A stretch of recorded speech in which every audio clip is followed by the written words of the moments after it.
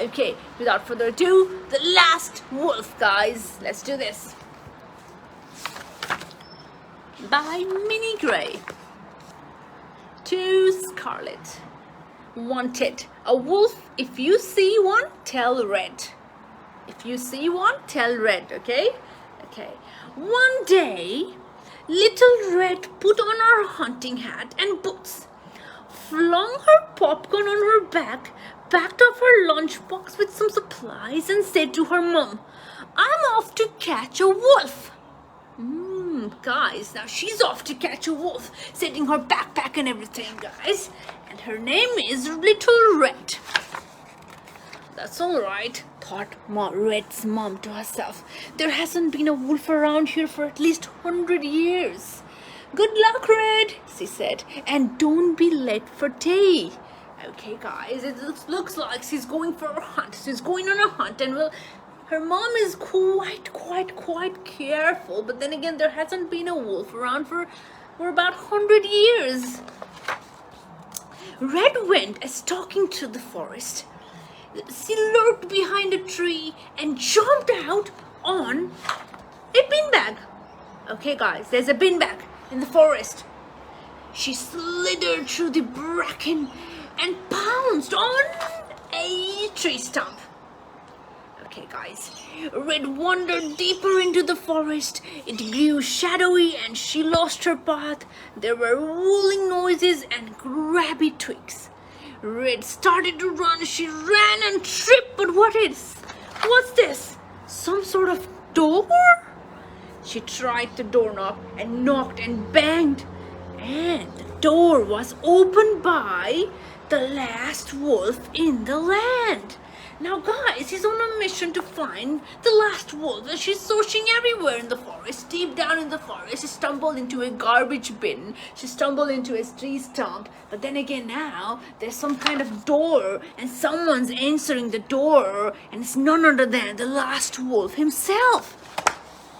The last wolf was living in a cozy tree cave, along with the last lynx and the last bear.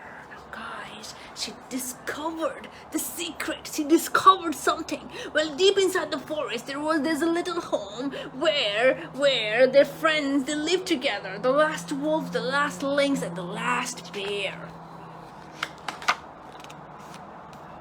"You must be a human child," said the last wolf. "I've never seen one close before.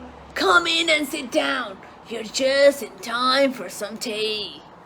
"I didn't know wolves drank tea," said Red. "There may be quite a few things you don't know," said the last wolf. Now they gave Red a cup of tea and told her the good old days. Now, guys, these wolves are very kind. Now look at that. There's a visitor, and they offered her a tea, and now they're going to share some stories about the good old days. When there were endless miles of forest to run through and 1,000 tasty grazing beasts to bite. When the world was awash with flowers and bees and dripping with honey. When you could just lie on the branch and wait for lunch to wander right under your paws. Nowadays, catching a square meal is a difficult business. Our pickings are slim and the packaging is hard to get into. They looked longingly at Little Red.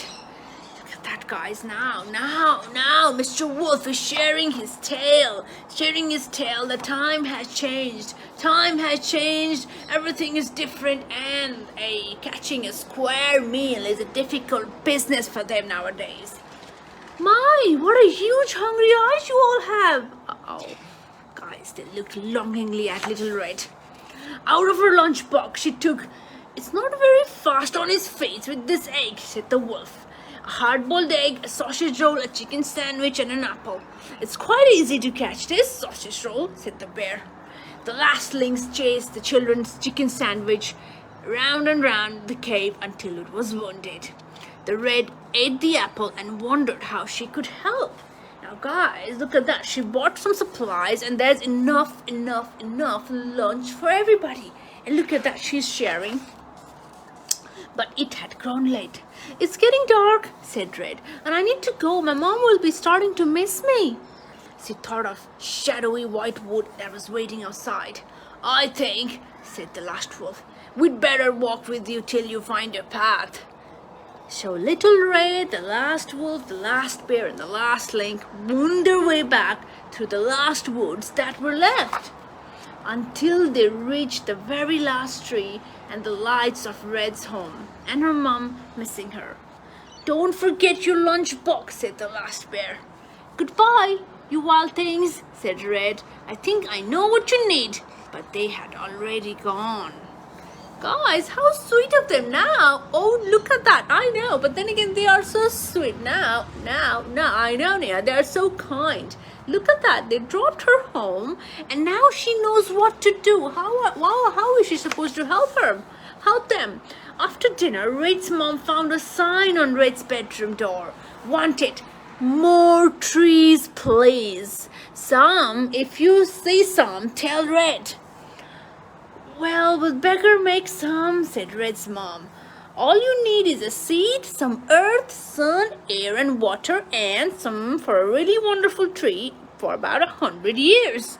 One day these trees will be amazing, and it will be amazing for these people, for these fellas, guys, as you can see. Look at that.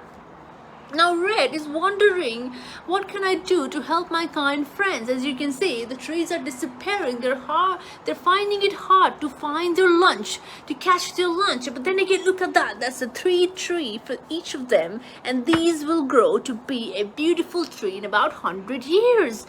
And look at these poor creatures. They are so thankful. So one day, these trees will be amazing. Look at that.